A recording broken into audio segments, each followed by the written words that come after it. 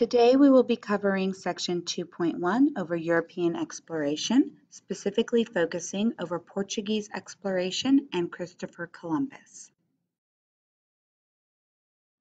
Europeans, since the time of the Greeks, possibly before, had made contact with the Middle East and into Asia. Alexander the Great had conquered territory all the way to India. Europeans knew there were other cultures and continents beyond Europe. For instance, between 1095 and 1251, multiple crusades were launched against Muslims in the Middle East, and Europe became reintroduced to the Middle East after a period of relative seclusion. During the plague years, there was very little trade into Asia, as Europe battled the disease, but by the Renaissance, starting in the early 1400s, Europe's population was once again rising, and people wanted exotic goods. This slide shows two trade maps of Europe. The one in the upper corner shows trade connections between Asia, Africa, the Middle East, and Europe in the early Middle Ages. The second shows maps of the Crusades from Europe to the Middle East. The point here is that you should see that Europe was connected to other regions of the world. It wasn't as if suddenly in 1492, Europe realized there was more to the world and set off. The first major connection between Europe and Asia was the Silk Road, which began roughly around 200 BCE and continued all the way into the early Renaissance. The Silk Road was a network of trade routes that began in China and ran all the way across the Middle East and into Europe. It was incredibly profitable for China, who used the trade connections to sell valuable silk. The Romans were the first to introduce silk to Europe, and it became a much sought-after luxury item as China was the only producer. The Silk Road, though famous for its silk trade, was also used to trade exotic spices, foods, wood, and other natural resources that Asia produced and Europeans wanted to buy. This map shows the silk and spice routes throughout Asia and into the Middle East. You can see the trade connection to Italy in the top left corner. Notice how these connections not only went through China, but also India, Southern Asia, as well into the region known as the Spice Islands, which would be modern-day Indonesia. There are a couple of countries in 1492 Europe that you will need to be able to recognize and locate on a map as they apply to the age of exploration. My expectation is that at a minimum, you can identify the countries of the Iberian Peninsula, which are Spain and Portugal, and be able to find Italy in the Mediterranean Sea. The first explorer we are going to talk about is Marco Polo. Now, Marco Polo predates the age of exploration, but is important to mention because his book, published around 1300, was an inspiration for many Europeans to travel east, and it was the first book written chronicling a traveler and their extensive time spent in Asia. Marco Polo was a Venetian, meaning he was from Venice, Italy. He spent 24 years traveling and living in China, 17 of which were in the court of the Mongol ruler Kublai Khan, who Marco served as an ambassador, traveling to China and the Mongol Empire on behalf of the Khan.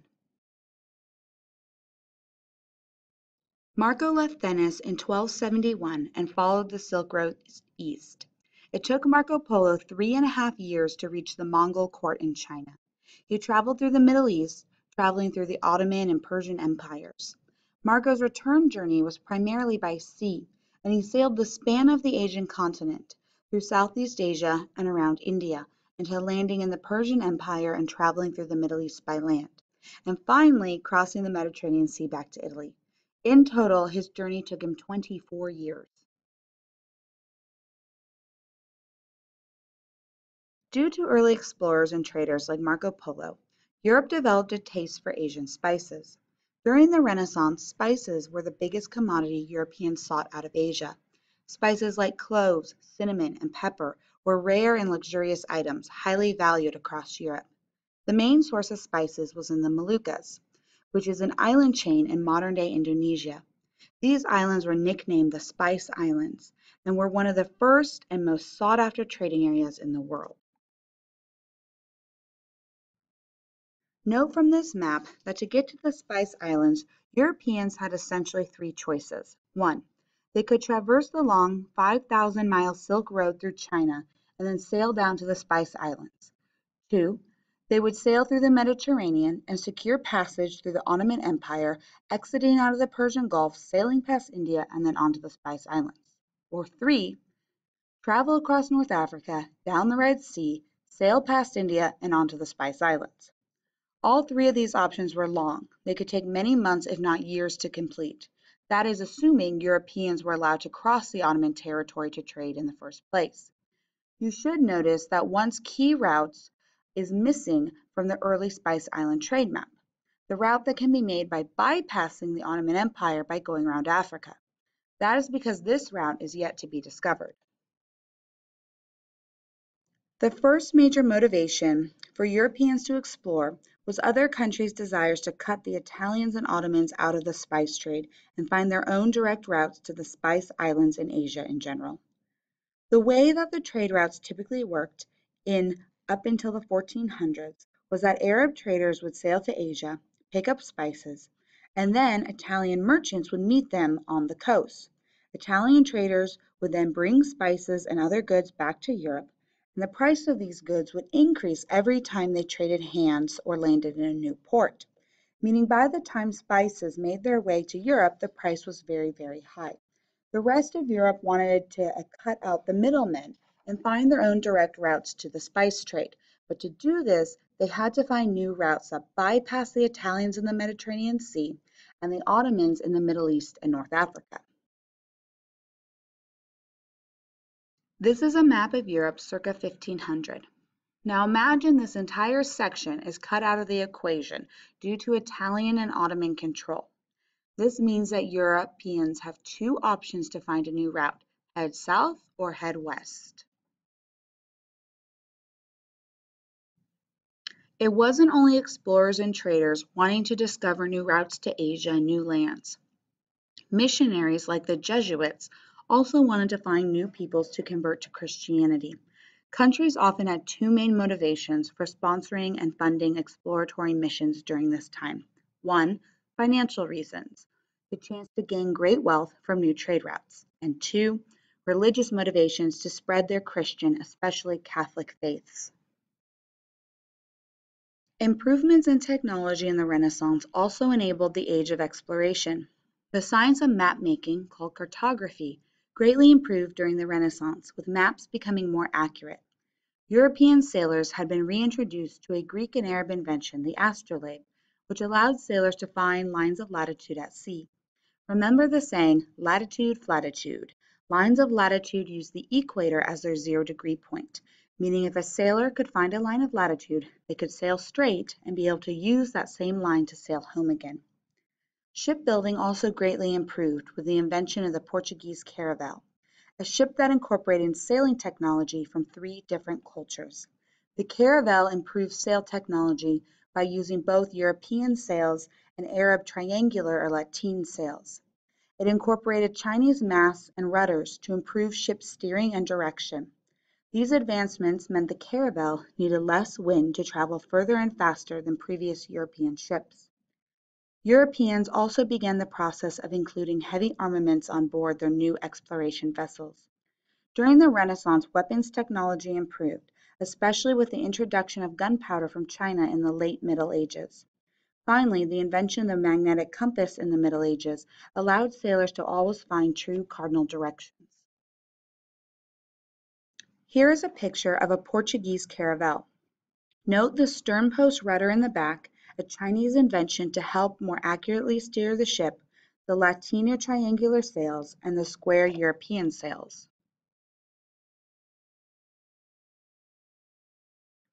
Portugal led the way in exploration, beginning with their 1415 conquest of Ceuta in North Africa. This early victory drove Portuguese Henry the Navigator to explore further into Africa.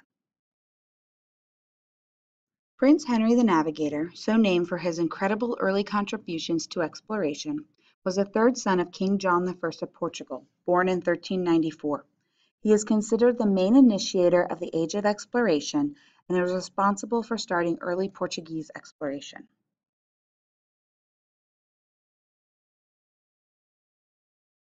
Prince Henry had several motivations for sponsoring Portuguese exploration into and around Africa. 1. The Portuguese had religious motivations, wanting to convert African peoples to Catholicism. 2. Henry was eager to find the sources of gold in Africa that Muslim traders in North Africa used. And 3.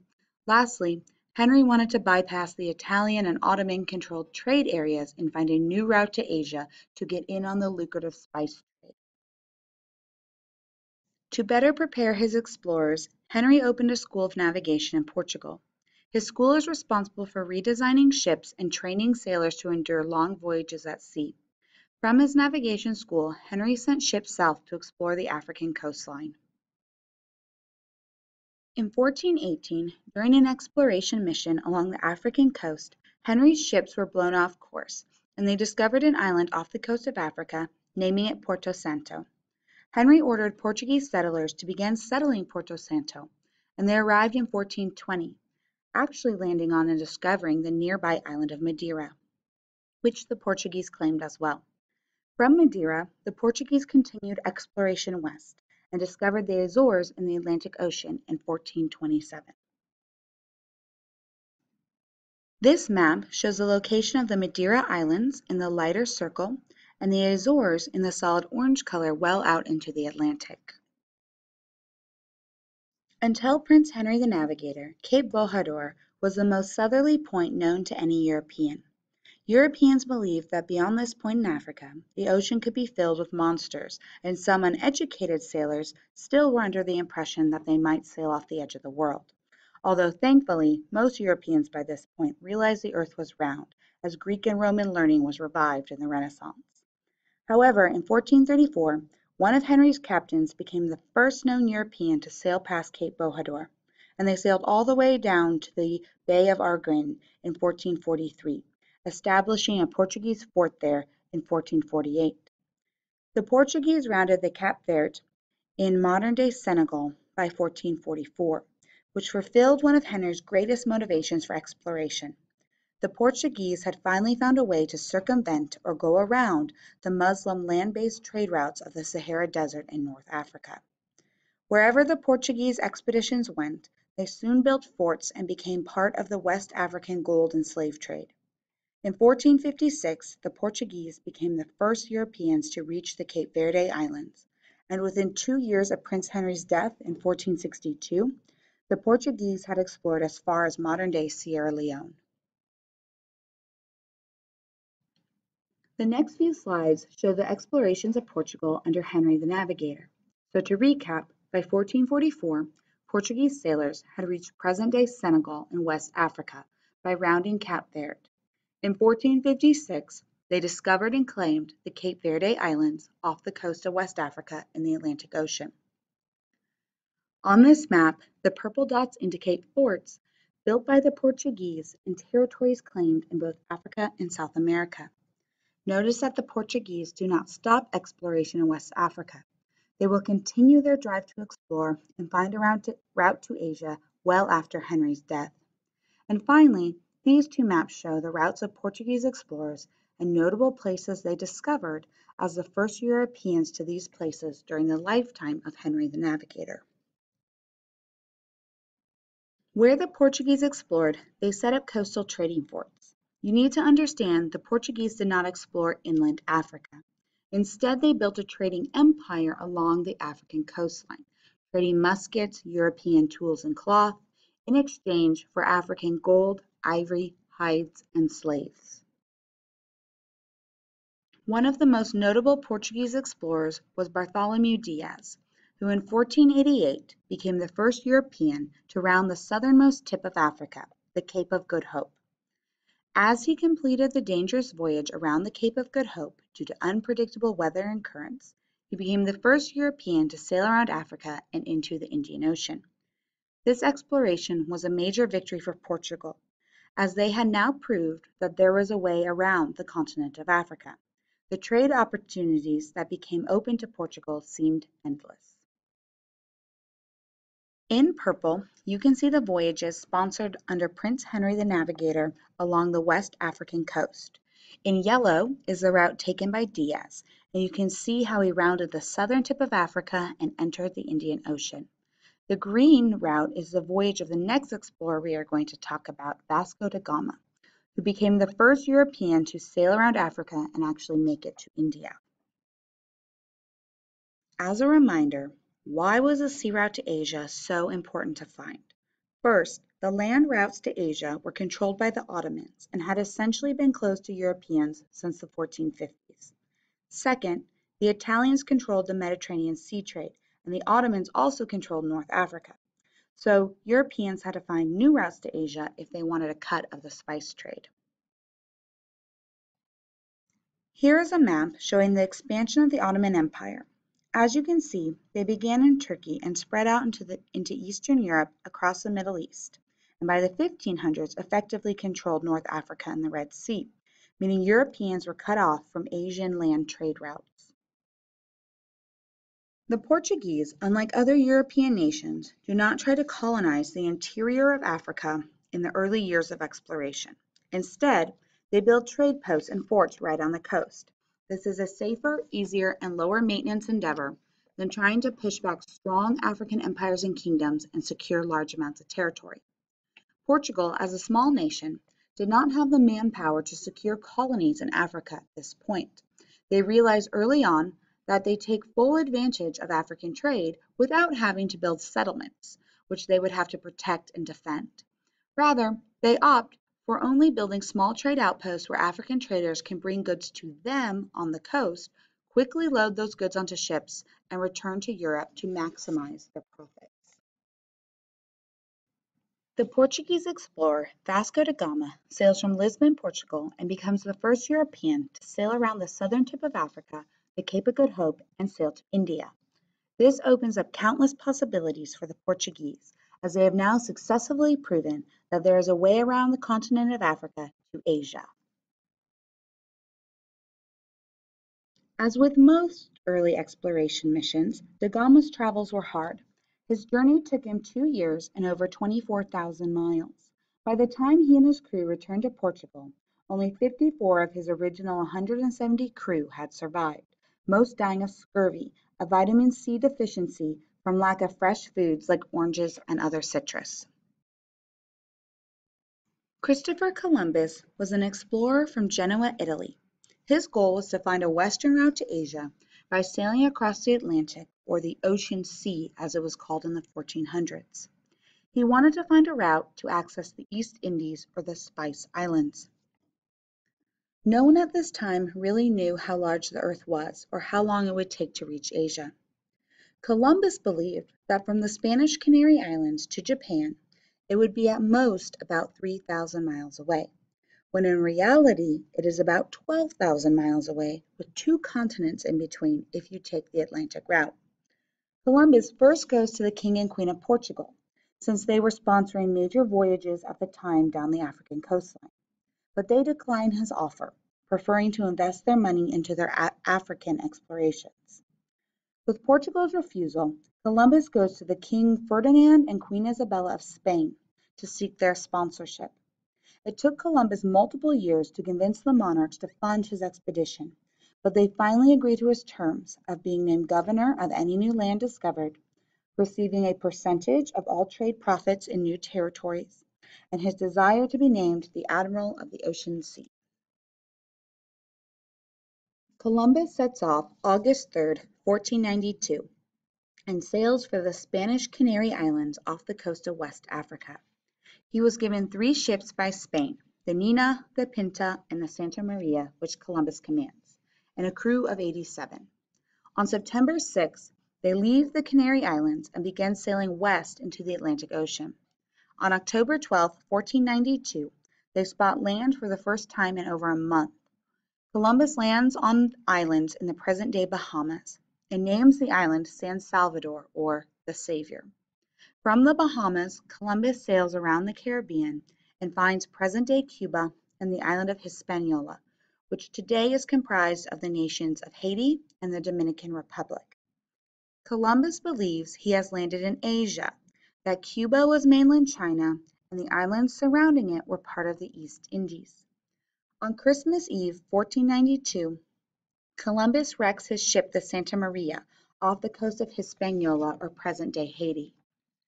From his ship's wreckage, he builds the first European structure in the Americas, the Fort La Navidad.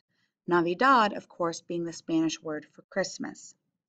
He then leaves 39 of his crew at this new fort and instructs them to search for gold until he can return. Now imagine how terrifying this would have been. Sailing across the Atlantic is a very imprecise science at this point. If Columbus never makes it back to Spain, no one would ever know that these men had been left behind or that new land had been found. Fortunately, Columbus does make it back to Spain and presents new and exotic things to Ferdinand and Isabella. He brings back tobacco, turkey, and other exotic birds like parrots, new spices and plants, native people he had kidnapped, and gold and jewelry he had stolen from native people. He was treated as a hero in Spain. Here is a map of Columbus's first voyage. He sails across the Atlantic from the Canary Islands and first makes landfall in the Bahamas on San Salvador. From there, he finds Cuba and Hispaniola. This is where he will build his Fort La Navidad. From Hispaniola, he sails back to Spain. It is important to realize that the Caribbean region was not empty when Columbus arrived. There were actually millions of people in the Americas. Columbus first encountered the Taino people in the Caribbean. The Taino people were the indigenous or native inhabitants of the Greater Antilles, or the large islands in the Caribbean Sea, like Cuba, Hispaniola, Puerto Rico, Jamaica, and the Cayman Islands. The smaller islands, or the Lesser Antilles, were inhabited by the Carib people. The Taino were the descendants of the Arawak people of South America, who had sailed and explored the Caribbean Sea, settling on the islands. They were agriculturalists who lived in large villages with up to 3,000 people. They grew tobacco, beans, corn or maize, squash, peanuts, and peppers, all of which were new and exotic to the Spanish. It is estimated that approximately 2 million Taino natives inhabited the Greater Antilles on the eve of Columbus's arrival. The Taino had a social hierarchy, and villages were led by chiefs, some of who came to assist Columbus and some who fought him. Columbus described the Taino people as being without religion. However, this was false. The Taino had an elaborate religious and cultural system, which the Spanish did not recognize. Seeing that they were not Christian, they assumed them to be without proper religion. With the success of his first voyage, the Spanish invest much more in Columbus's second voyage, sponsoring 17 ships and 1,200 men. This time, it is not just an exploratory mission. Spain is sending Columbus with a colonizing mission. They send animals and supplies to start a new Spanish colony, and instead of just sailors, Columbus is bringing farmers, settlers, priests, and soldiers. He has three main goals for his second voyage. 1. Conquer the native people. 2. Start settlements. 3. Convert native people to Catholicism. So, that would be conquer, settle, convert. The fleet leaves Spain in September 1493, and his ships arrive in the Caribbean by the late fall. Columbus's second mission once again focused on the Greater Antilles, and this time he reaches the Lesser Antilles as well, encountering the native Carib people for the first time, who he describes as cannibals. Whether that is actually historically accurate or not has been long debated. When Columbus arrives back at his fort of La Navidad, he finds it burned to the ground and can only find the bodies of 11 of the 39 men he left behind. A group of native Taino people had attacked the fort in Columbus's absence, burning it down and killing all of the crew left behind. They did this as revenge for the terrible actions of the Spaniards that had taken against them, like trying to enslave native men and boys and force them to search for gold, or kidnapping and assaulting local women. When Columbus sees what has happened, he attacks the Taino who fought against La Navidad, killing many and enslaving others. Originally, Columbus had planned to build his new Spanish colony around La Navidad, but finding it destroyed, he must pick a new location.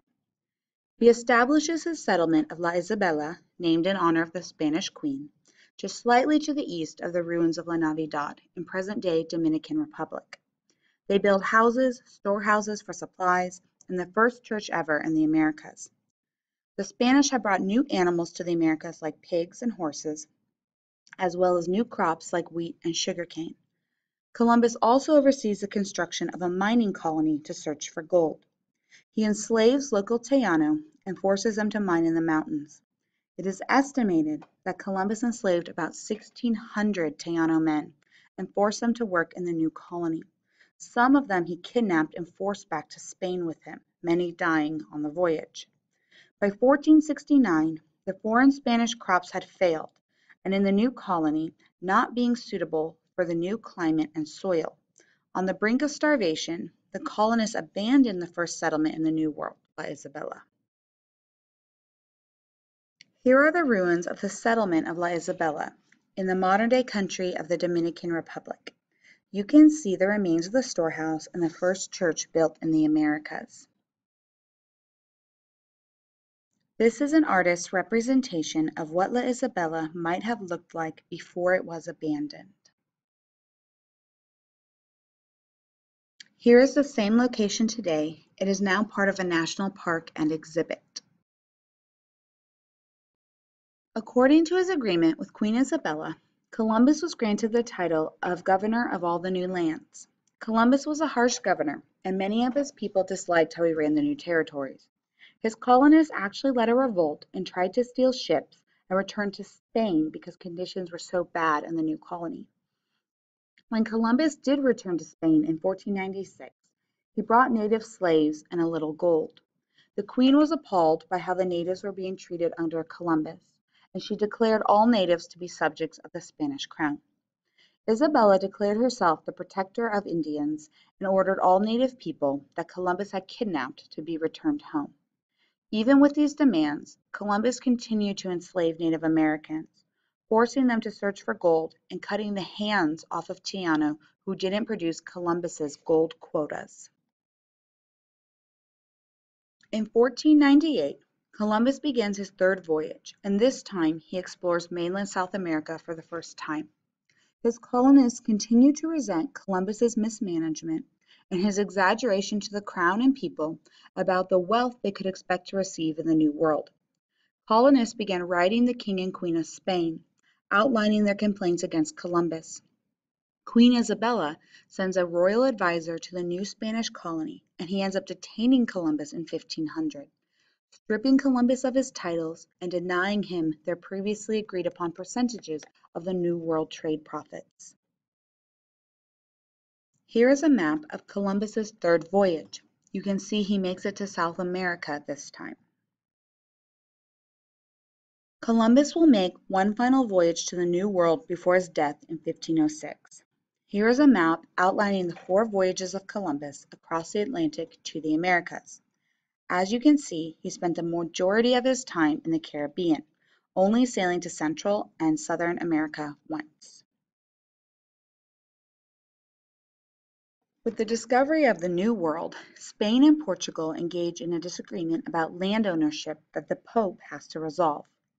Pope Alexander VI initiates the signing of the Treaty of Tordesillas between King and Queen Ferdinand and Isabella of Spain and King John II of Portugal. The Treaty of Tordesillas divided trading and colonizing rights between Spain and Portugal in newly discovered lands. It was a line of demarcation drawn on the map by the Pope, down a line of longitude 370 leagues. A league is about 3.4 miles west of the Cape Verde Islands. The land to the east of the line would belong to Portugal, and the lands to the west of the line would belong to Spain. However, in some places, the line was unclear due to the limited amount of geographic knowledge of the Americas at the time. The end result of the Treaty of Tordesillas was that the Spanish and the Portuguese were allowed to claim vast territory in the New World. The line of Tordesillas is a solid purple line. Therefore, you should realize that this is why modern-day Brazil speaks Portuguese and not Spanish, because the Portuguese, by right of the Treaty of Tordesillas, claim Brazil. Everything past the line to the west, which is essentially the rest of all of North America and South America went to the Spanish. The treaty favored the Spanish as they ended up with more territory in the Americas. Spanish culture and language, as a result, spread across the Americas. Other countries, especially Protestant nations like England, but also Catholic ones like France, do not recognize the Treaty of Tordesillas and began sending their own settlers west to claim a piece of the New World that the Spanish are becoming increasingly wealthy off of. Here ends part 1 and 2 on our series over exploration.